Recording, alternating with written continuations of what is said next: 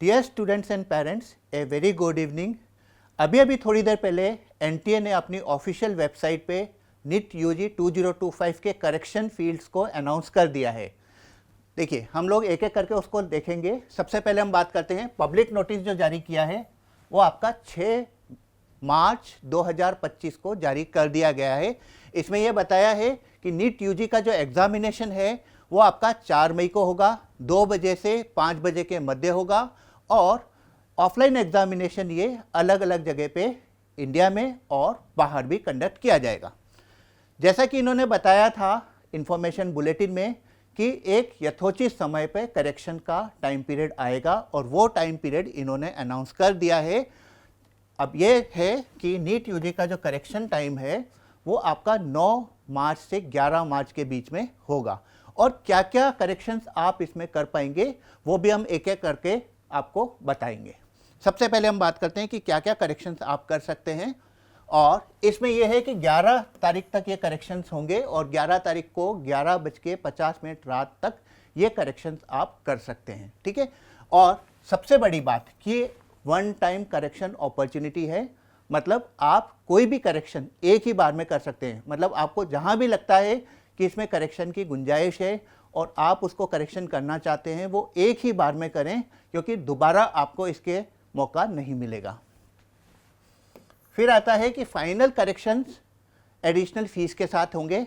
अब ये additional fees क्या होती है वो भी मैं आपको अगले वाले पेज पे जब आएंगे तब मैं बताता हूँ कि करेक्शंस की जो फीस होती है वो क्या होती है। तो हम लोग उसको करने शुरू जा रहे हैं।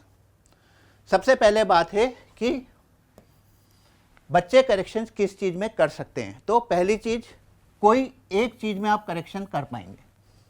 कोई एक चीज़ मतलब या तो फादर्स नेम, क्वालिफिकेशन और उसके ऑक्यूपेशन, मदर्स नेम, उनकी क्वालिफिकेशन या ऑक्यूपेशन, मतलब कोई एक दोनों में से आप कर पाएंगे। यहाँ सीधे सीधे ये मैसेज दिया जा रहा है कि आपका नाम अगर गलत हो गया है तो आप उसमें करेक्शन नहीं कर सकते हैं। मैं फिर वापस रिपीट कर रहा हूँ, अगर कैंडिडेट का नाम गलत हो गया है या स्पेलिंग गलत हो गई है तो उसमें आप उस करेक्शन को नहीं कर पाएंगे, ठीक है।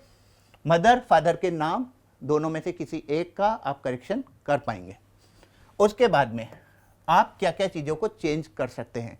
जैसे सबसे पहले है एजुकेशनल क्वालिफिकेशन 10th और 12th की, मतलब उसमें आप अपना बोर्ड है, परसेंटेज है, क्या मार्क्स आपके आए हैं, क्या स्कूल था, वो पब्लिक स्कूल था, गवर्नमेंट स्कूल था, प्राइवेट स्कूल था, उसका कोड एग्जामिनेशन का क्या है, ये सब चीज़ें भी आप चेंज कर सकते हैं। तो उसको इस फील्ड में लेते हैं। State of eligibility, state of eligibility जो होती है वो भी आप चेंज कर सकते हैं। फॉर एग्जांपल, किसी बच्चे ने गलती से अपने स्टेट की एलिजिबिलिटी यहाँ पर गलत भर दी है, वो भी इसको सुधार कर सकता है। फिर आता है सबसे इंपॉर्टेंट कैटेगरी।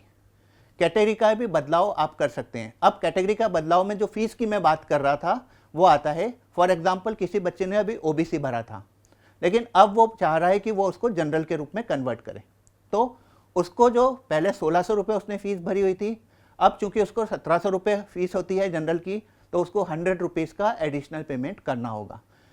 इसी के आधार पे अगर किसी ने जनरल पहले से भरा है और अब उसको ओबीसी के रूप में भरना है तो वो भी उसको चेंज कर सकता है, लेकिन यहाँ पर कोई फीस नहीं लगेगी, है ना।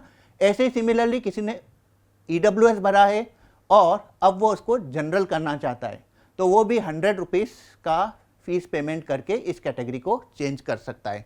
सिमिलरली एसटी और एससी भी अगर जनरल के अंदर अपने आप को कन्वर्ट कराना चाहते हैं तो वो भी इसमें कर सकते हैं। उनको भी उसके जो डिफरेंस फीस का अमाउंट है वो यहाँ पर देना होगा।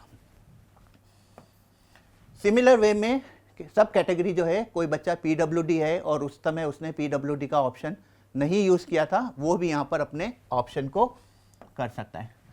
बहुत सारे बच्चों के पास इस तरह की बात आई थी, बहुत सारे बच्चे मेरे पास भी आए थे जो बोल रहे थे कि सर हमारी जगह पे किसी और के सिग्नेचर अपलोड हो गए हैं। तो मैं यहाँ पर बता दूं बच्चों कि आप सिग्नेचर को भी चेंज कर सकते हैं। मतलब अगर आपने किसी कैफ़े पे जाकर के काम किया था या आपने गलती से किसी और के सिग्नेचर अपने फॉर्म के अंदर अपलोड कर दिए हैं तो यहाँ पर आप सिग्नेचर को भी चेंज कर सकते हैं। और नंबर ऑफ अटेम्प्ट्स, कई सारे बच्चे ऐसे थे जिन्होंने 1 अटेम्प्ट दिया है उसकी जगह पे 2 लिख दिया, जिन्होंने 2 दिया है उन्होंने 1 लिख दिया, जिन्होंने 3 दिया है उन्होंने 2 लिख दिया। तो वो नंबर ऑफ अटेम्प्ट को भी वो चेंज कर सकते हैं। और सबसे इंपॉर्टेंट चीज़ जो आ रही है अब, वो है आपके सेंटर्स। लेकिन सेंटर्स में भी मैं आपको बता दूं कि सेंटर्स आप सिर्फ वही चेंज कर सकते हैं जो आपने लोकल एड्रेस और परमानेंट एड्रेस के उसमें डाले हैं। फॉर एग्जांपल, आपने लोकल एड्रेस में डाला है राजस्थान, परमानेंट एड्रेस में डाला है बिहार, तो आप सेंटर चेंज इन दो स्टेट्स के मध्य कर सकते हैं। आपने लोकल एड्रेस डाला है राजस्थान, परमानेंट एड्रेस डाला है बंगाल, लेकिन आप अब सेंटर दिल्ली का चाह रहे हैं, तो वो इस केस में संभव नहीं होगा। ठीक है, तो इस चीज़ को भी देखिए आप कि यहाँ पर आप सेंटर्स के जो सिलेक्शन कर सकते हैं वो सिर्फ permanent address and present address की बेस पे ही कर सकते हैं। और last but not the least, medium of examination भी आप चेंज कर सकते हैं। अगर किसी बच्चे ने गलती से मीडियम हिंदी की जगह पे इंग्लिश भर दिया है, या इंग्लिश की जगह पे हिंदी भर दिया है, या वो वर्नाकुलर लैंग्वेज के अंदर क्वेश्चन पेपर चाहता है, तो वो भी अपने मीडियम ऑफ एग्जामिनेशन को चेंज कर सकता है। ठीक है, जैसा मैंने बताया किस तरह की एडिशनल फीस लगेगी जब आप कैटेगरी चेंज करते हैं, अन्यथा कोई फीस नहीं लगती है। Last but not the least, examination के फॉर्म्स का रजिस्ट्रेशन जारी है। अभी तक तकरीबन नहीं भी माने तो 21,50,000 के करीब रजिस्ट्रेशन हो चुके हैं। कल का डेट बाकी है, तो मेरी सभी बच्चों से अनुरोध है कि जो बच्चों ने अभी तक रजिस्ट्रेशन नहीं किया है वो तुरंत अपना रजिस्ट्रेशन करें, फॉर्म को कंप्लीट करें। चूँकि करेक्शन की डेट ऑलरेडी अनाउंस है, तो आप ये मान के चलिए कि डेट नहीं बढ़ेगी जब तक कि एनटीए की तरफ से कोई ऑफिशियल नोटिफिकेशन नहीं आता है। Till then, all the best बच्चों।